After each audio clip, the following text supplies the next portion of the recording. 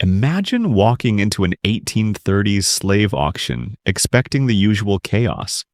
Shouting, bidding, desperation, only to find absolute silence.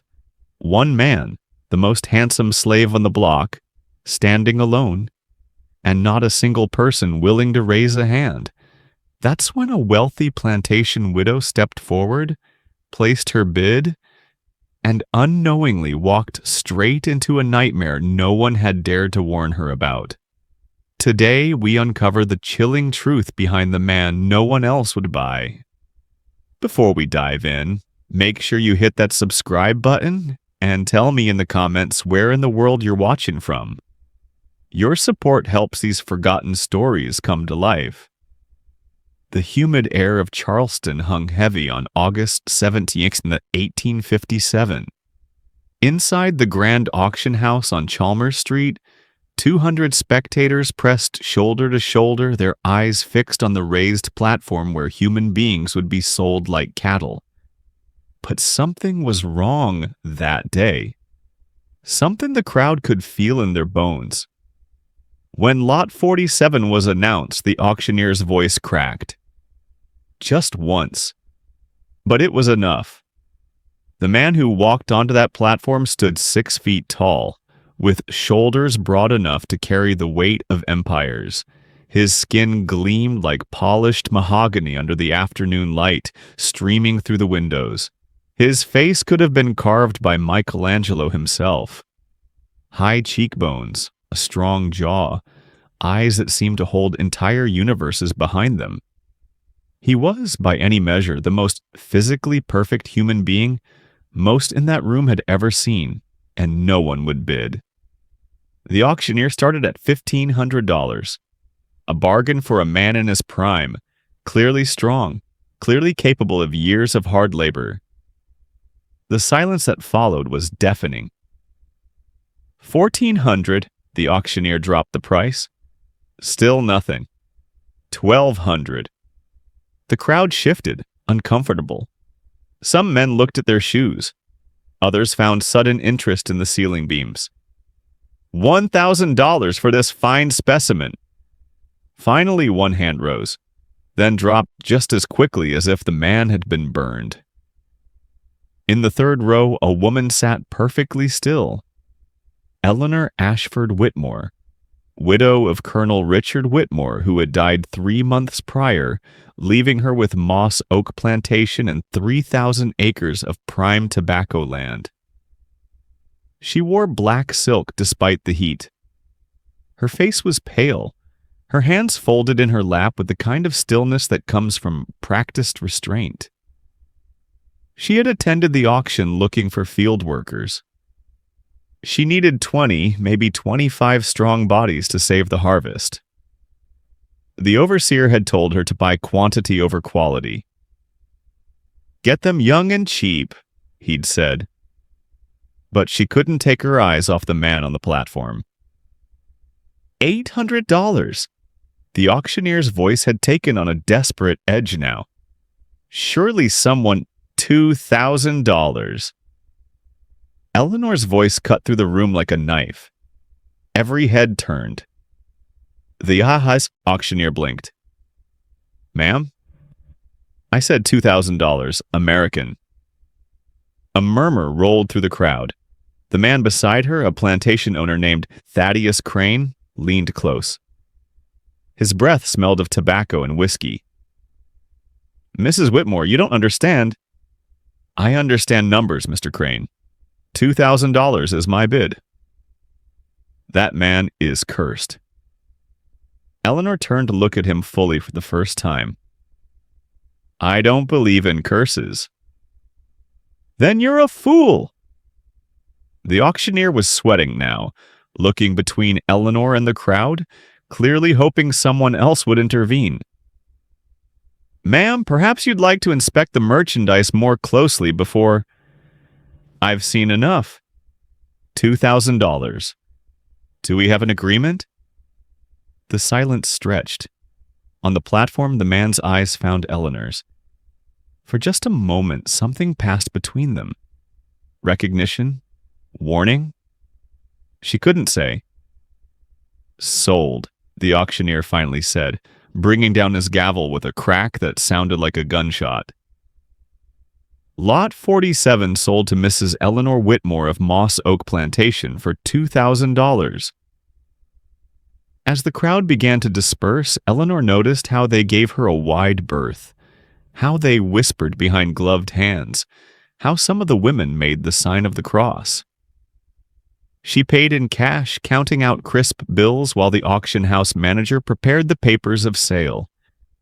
His hands shook as he filled in the name. Marcus. No last name recorded. Age estimated at 28. Origin unknown. Previous owner, the estate of Judge Cornelius Hargrove, deceased. Deceased? Eleanor asked. The manager's pen stopped moving. Yes, ma'am. How? I wouldn't know, ma'am. You're lying. The manager looked up, meeting her eyes with difficulty. Mrs. Whitmore, I strongly advise you to reconsider this purchase. We can arrange a full refund, no questions asked. You can select from any other... I want to know how Judge Hargrove died. Ma'am. How?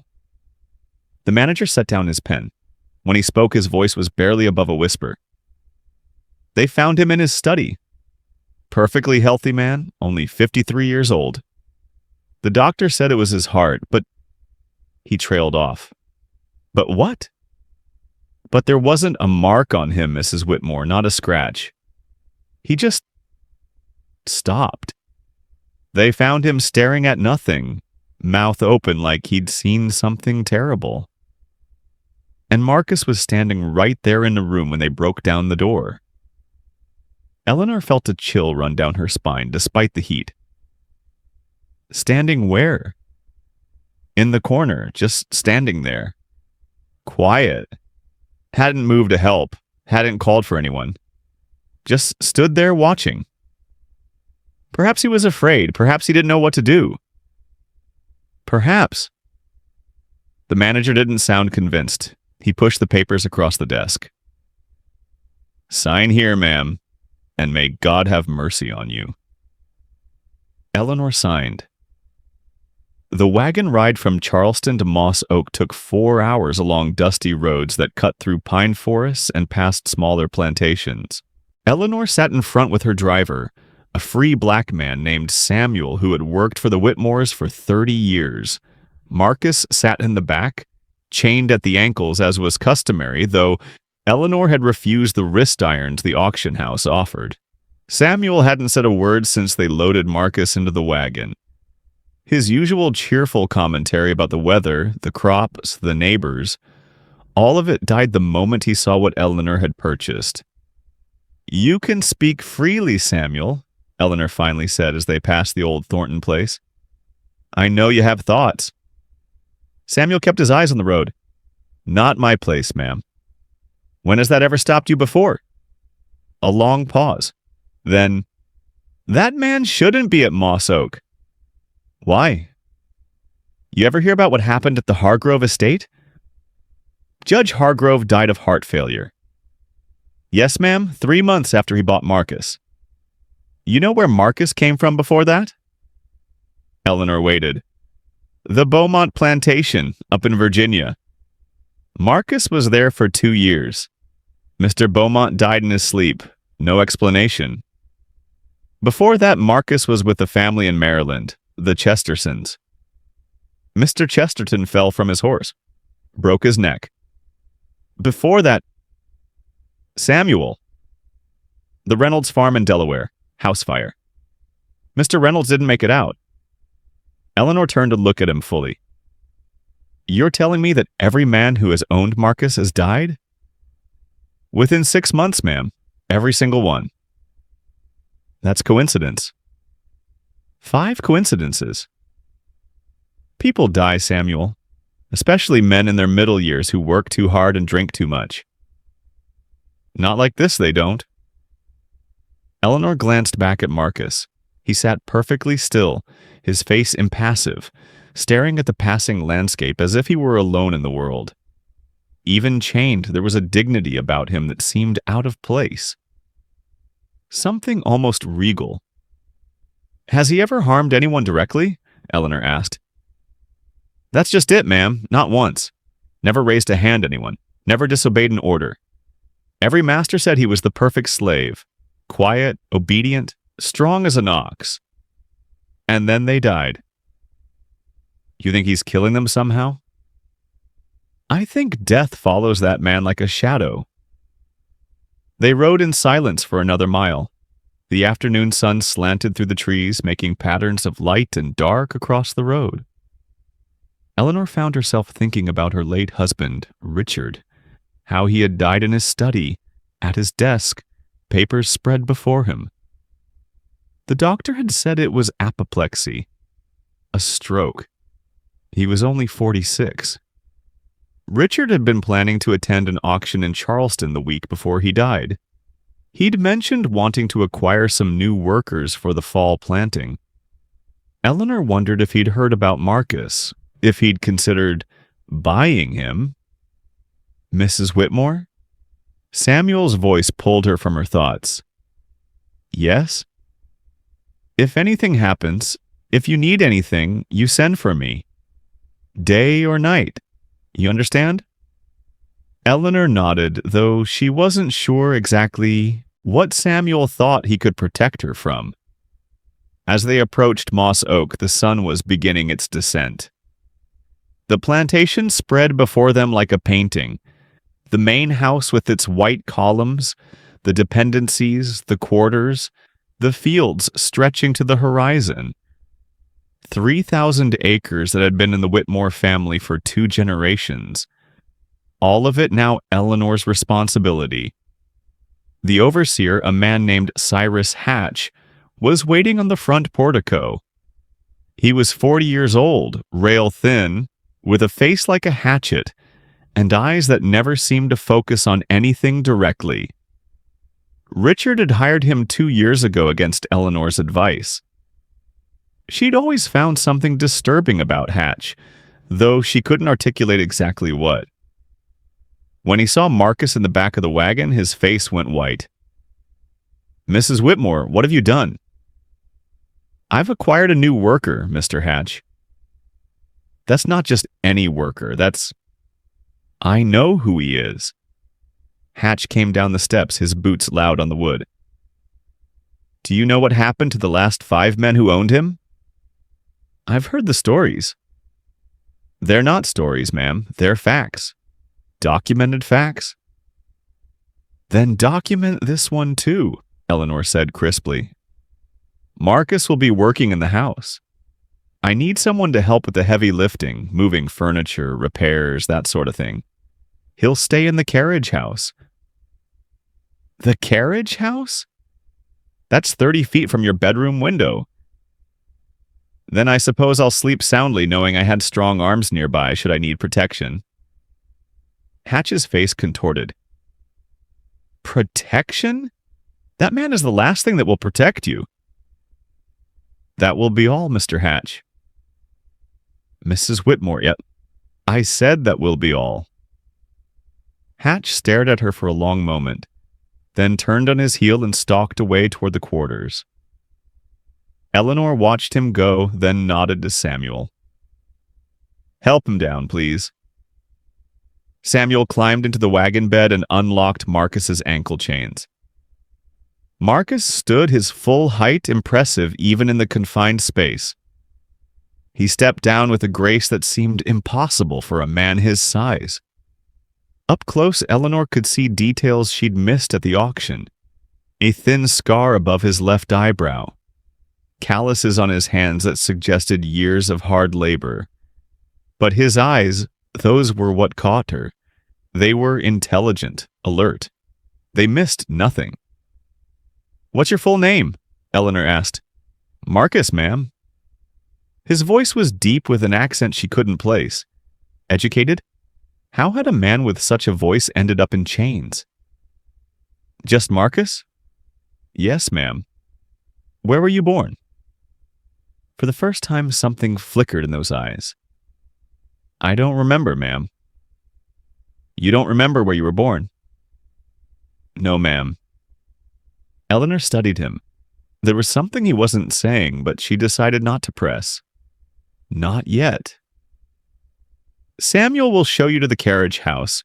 You'll find a bed, a wash basin, some basic necessities. Tomorrow morning, 6 o'clock, I want you at the main house. We'll discuss your duties. Do you understand? Yes, ma'am. Can you read? The question seemed to surprise him, a hesitation.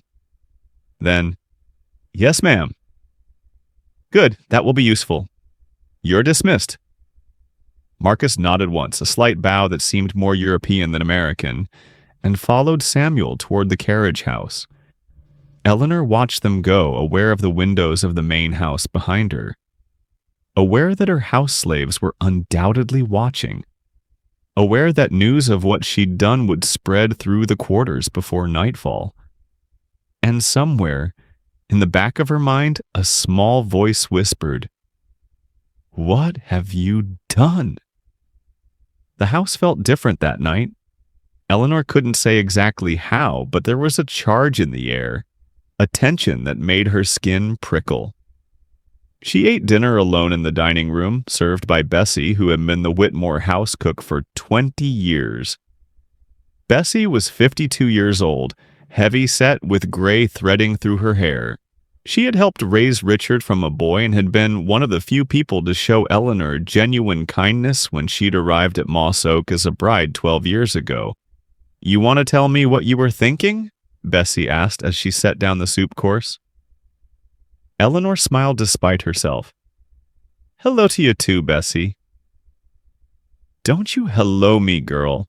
The whole quarter's talking about what you did today." "Let them talk." "They're scared." Eleanor's smile faded. "Of one man?" "You know it's more than that." Bessie sat down, something she never did during meals, in the chair that had been Richard's. "I knew Judge Hargrove. Good man, fair man. Dropped dead for no reason 3 months after he bought that Marcus fellow." "Heart failure is hardly no reason." "Eleanor." Bessie fixed her with a look. 5 owners, all dead within 6 months. You can't dismiss that. "What would you have me do?" "I need workers. I need someone strong who can help around the house." "Marcus is perfect for..." "Marcus is dangerous." "He hasn't hurt anyone." "That you know of." Eleanor set down her spoon. "What do you mean?" Bessie leaned forward, her voice dropping. "My cousin works at the Hargrove estate. She was there when they found the judge. She says there was something wrong about that room. Said it was cold. Ice cold. Even though it was July. Said the judge's face was frozen in terror. And Marcus was just standing there, calm as Sunday morning. People see what they want to see when they're frightened. Maybe, or maybe they see the truth." Bessie stood collecting the soup bowl. "I'm telling you this because I care about you, child. That man you brought here, there's something wrong with him. I can feel it in my bones. And if you're not careful, you're going to end up just like Judge Hargrove and the rest."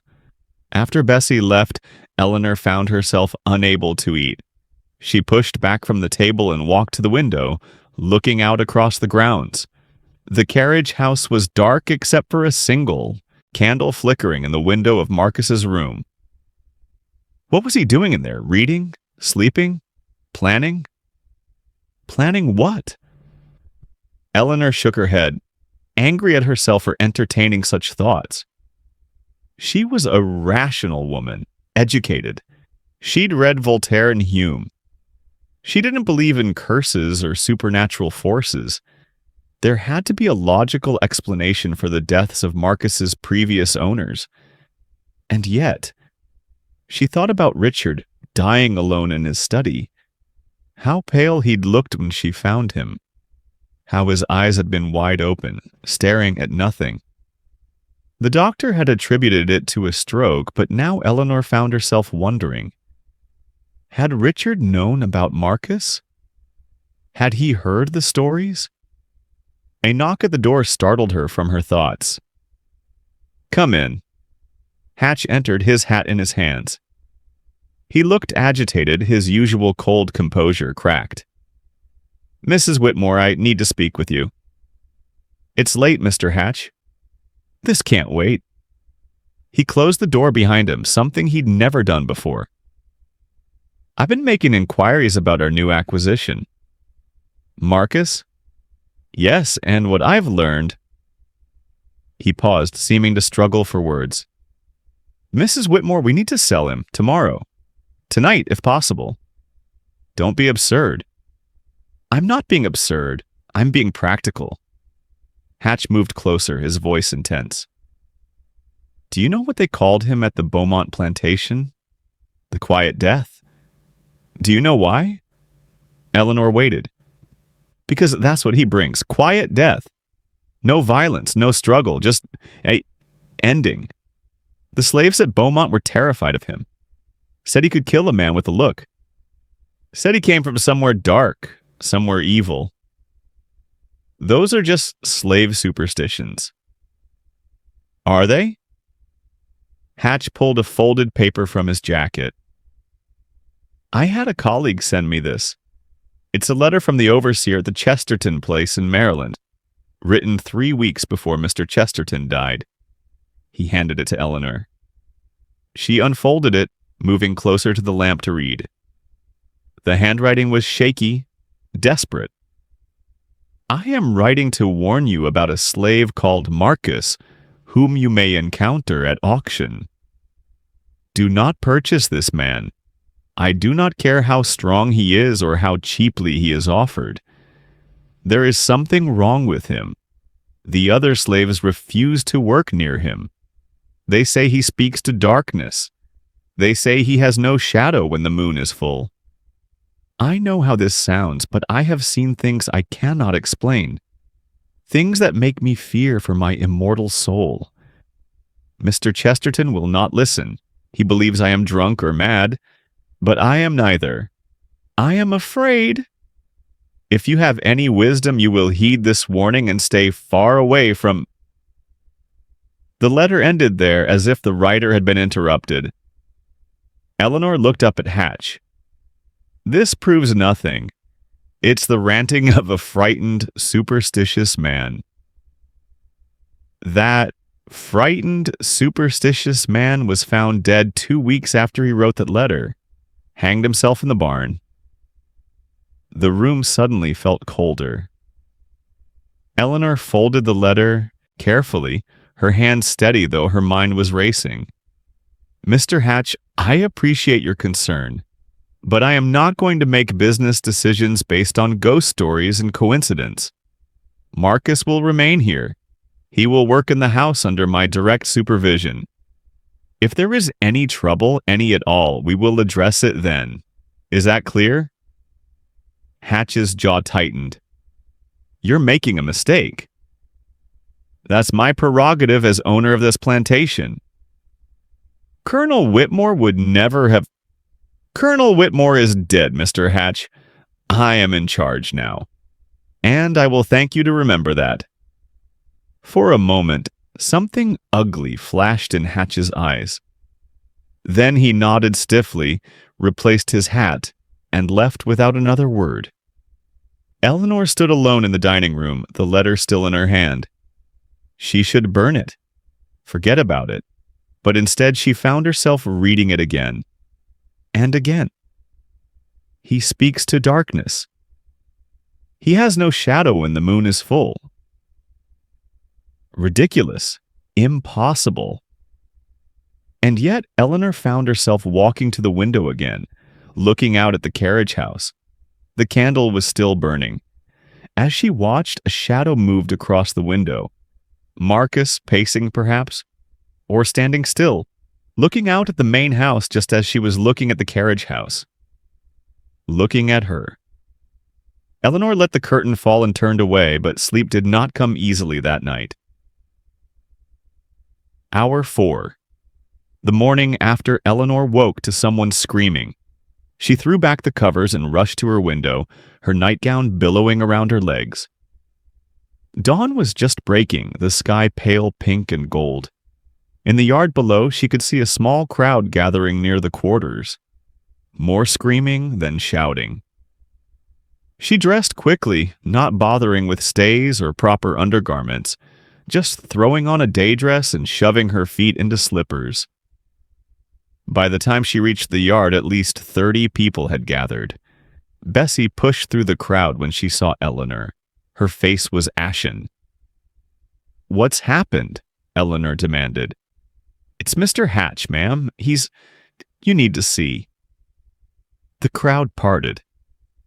Eleanor's heart hammered as she moved forward, half expecting to find Hatch dead, another victim of whatever curse supposedly surrounded Marcus. But Hatch was very much alive. He was also stark naked, tied to a post near the barn, his body covered in what appeared to be molasses and feathers. His face was purple with rage and humiliation. "Who did this?" Eleanor's voice cut through the murmuring crowd. Silence. "I want to know who is responsible for this. Right now." More silence. Then Samuel stepped forward. "Ma'am, we found him like this about 20 minutes ago, just after dawn. He was making a terrible noise, which is what woke folks up." Eleanor moved closer to Hatch. Someone had gagged him with a rag, which explained why he couldn't speak, only make muffled sounds of fury. She pulled the gag free. "Who did this to you?" Hatch's voice was hoarse from shouting. "Him. That devil you brought here. Marcus." "You're saying Marcus did this?" "Who else would it be?" "That's a serious accusation, Mr. Hatch. Did you see him?" Hatch faltered. "No, I didn't see anyone. I woke up in the dark, couldn't move, couldn't see. When the sun came up, I found myself like this." Eleanor turned to the crowd. "Where is Marcus?" "Here, ma'am." The crowd shifted and Marcus emerged. He was fully dressed, looking as composed as he had the day before. There wasn't a spot of molasses or a single feather on him. His hands were clean. His clothes were clean. "Did you do this?" Eleanor asked. "No, ma'am." "Where were you last night?" "In the carriage house, ma'am, sleeping." "Can anyone confirm that?" "I was alone, ma'am." Hatch made a strangled sound. "Of course he was alone. That's how he does it. He waits until you're alone and helpless and then..." "And then what, Mr. Hatch? You just said you didn't see anyone." "I didn't need to see him to know it was him." Eleanor studied both men. Hatch, furious and humiliated, covered in molasses that was attracting flies in the morning heat. Marcus, calm and collected, not a hair out of place. "Samuel, cut Mr. Hatch down and get him cleaned up. Everyone else back to work. The sun is up and we have a harvest to bring in." The crowd dispersed slowly, people casting backward glances at Marcus as they went. Eleanor waited until only she and Marcus remained. "Tell me the truth," she said quietly. "Did you do this?" Marcus met her eyes. "No, ma'am, I did not." "Do you know who did?" "No, ma'am." "But you have a suspicion." A pause. "The people here do not trust me, ma'am. They fear me. Fear makes people do strange things." "That's not an answer." "It's the only answer I have." Eleanor felt a flash of frustration. "You realize this makes you look guilty? That everyone here will believe you did this regardless of whether you actually did?" "Yes, ma'am, I realize that." "And you're content to let them believe it?" "What they believe is not something I can control, ma'am." There was a logic to that, Eleanor had to admit. She sighed, suddenly feeling the weight of the sleepless night. "Come to the house at 8 o'clock. We'll discuss your duties." She turned to leave, then paused. "Marcus?" "Yes, ma'am. If you did do this, if you harmed Mr. Hatch in any way, I will find out. And there will be consequences. Do you understand?" Yes, ma'am, I understand. Eleanor walked back to the house, aware of his eyes on her back. Aware that she had just defended a man she didn't know against an employee she'd worked with for 2 years. Aware that she might have made a terrible mistake. Inside, Bessie was waiting in the kitchen. "You believe him?" she asked. "I don't know what I believe." "He did it, Eleanor. You know he did." "I don't know that. I don't know anything." Eleanor sat down at the kitchen table, suddenly exhausted. "Get me some coffee, please." Bessie poured from the pot she always kept hot and set the cup in front of Eleanor. "That man is going to destroy this place, you mark my words." "He's one man, Bessie." "That's all it takes sometimes. One man, one wrong decision." Eleanor sipped her coffee, saying nothing, because deep down she was beginning to wonder if Bessie was right. Hour 5, the interview. At precisely 8 o'clock, Marcus knocked on the back door of the main house. Eleanor received him in what had been Richard's study, a wood-paneled room lined with books, dominated by a massive desk of carved mahogany. She sat behind the desk. Marcus stood before it, his hands clasped in front of him. The morning light streamed through the windows, illuminating dust motes in the air between them. "Before we discuss your duties," Eleanor began, "I want to hear your story. The truth of it. Where you were born, how you came to be enslaved, what happened at your previous appointments." Marcus stood silent for a long moment. When he finally spoke, his voice was measured, careful. "I was born on an island, ma'am. I don't know which one. My earliest memory is of water, endless water, and the hold of a ship, the smell of it, the sounds of people dying. I was very young, maybe 5 or 6 years old." "Do you remember your parents?" "No, ma'am, only shadows. Voices speaking a language I later forgot." "What language?" "I don't know what it was called, but it wasn't English. It wasn't any European language I've since learned." Eleanor leaned forward. "You've learned multiple languages?"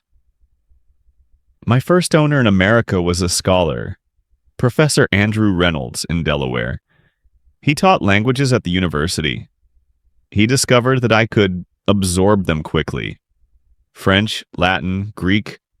I would listen to his lessons with his students, and the words would simply stay. That's remarkable." "He thought so too. He used me to help with his research, translating texts, copying manuscripts. It was good work, interesting work." Marcus paused. "And then Professor Reynolds died. The house fire." "Yes, ma'am." "Were you there when it happened?"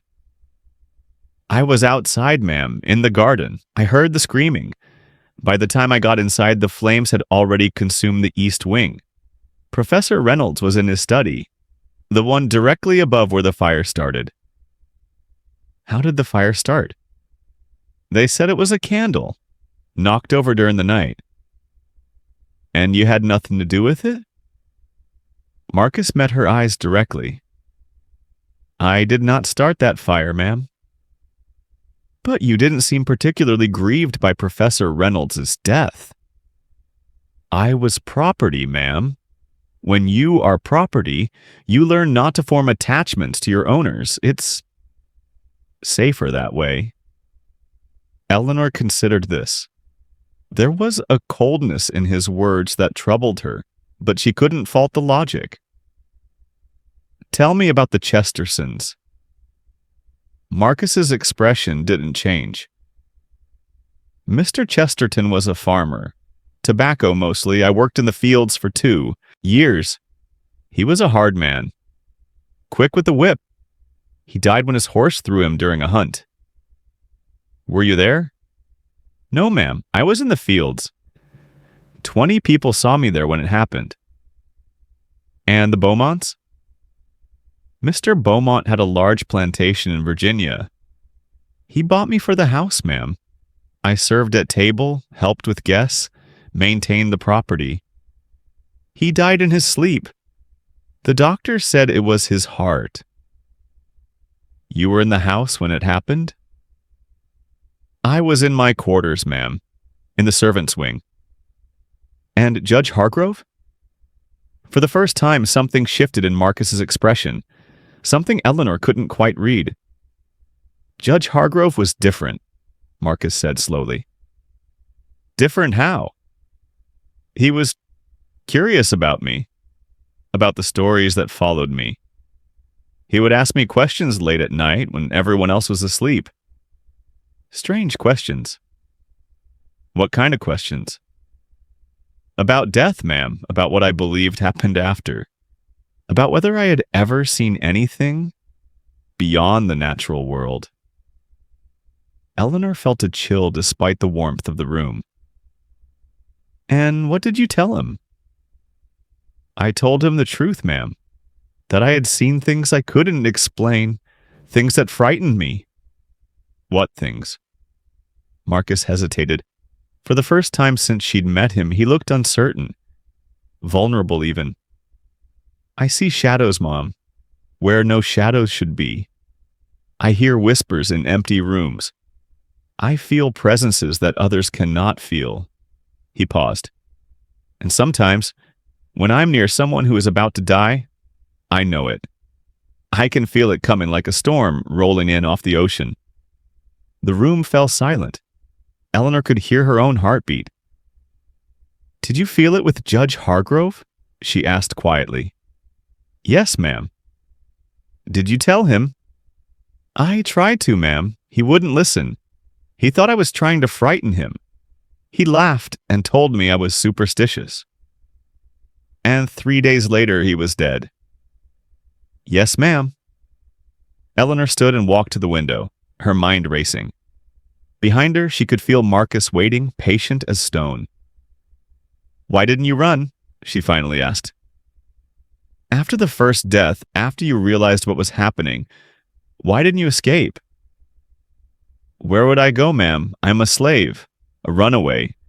They would hunt me down and hang me. At least this way, I'm alive. Even if people die around you? I don't kill them, ma'am. Whatever's happening, I'm not causing it. I'm just there when it happens. Eleanor turned to face him. Do you expect me to believe that? That you're just unlucky? That death just happens to follow you from place to place? I don't expect you to believe anything, ma'am. I'm just telling you what I know to be true. And what about last night? What about Mr. Hatch? I did not touch Mr. Hatch, ma'am. I swear it on whatever you hold sacred. Then who did? I don't know, but I have my suspicions. Tell me. Marcus seemed to consider carefully before speaking. The people in the quarters are afraid, ma'am. They've heard the stories. They think I'm dangerous. Some of them believe I'm evil. When people are frightened, they sometimes try to prove their fears are justified. They create the very thing they're afraid of. You're saying someone in the quarters did that to Hatch? To make it look like you did it? I'm saying it's possible, ma'am. Eleanor absorbed this. It made a certain twisted sense. If people believed Marcus was dangerous, they might stage something to prove it, to force Eleanor's hand, to make her send him away, or worse. But it could also be exactly what it looked like. Marcus's revenge on an overseer who'd tried to warn her away from him. I don't know if I believe you, Eleanor said finally, but I'm not ready to condemn you either. Not without proof. Thank you, ma'am. Don't thank me yet. You're going to work in this house under my direct supervision. I will be watching you constantly. If you step out of line even once, If anything strange happens, if anyone else gets hurt, I will have you sold to the worst plantation I can find. Do you understand? Yes, ma'am. Good. Now, your duties. You'll maintain the grounds around the main house. Repairs to the building as needed. Heavy lifting and moving of furniture. You'll also work in the stables when required. You'll take your meals in the kitchen, but sleep in the carriage house. You do not enter the main house after sundown unless explicitly called for. Are these terms clear? Yes, ma'am. One more thing. Eleanor moved back to the desk, opened a drawer, and pulled out a small leather-bound book and a pencil. She pushed them across to Marcus. You said you can read and write. I want you to keep a journal. Every day, I want you to write down what you did, who you spoke to, what you observed. At the end of each week, you'll give it to me to review. Marcus stared at the book. Mom? Think of it as insurance. For both of us. If anything happens, if anyone accuses you of something, we'll have a record of your activities. Your own words in your own hand. Slowly, Marcus reached out and took the book. Thank you, ma'am. No one has ever trusted me to... Don't mistake this for trust, Marcus. This is verification. Now go. Samuel will show you what needs to be done today. Marcus nodded and left.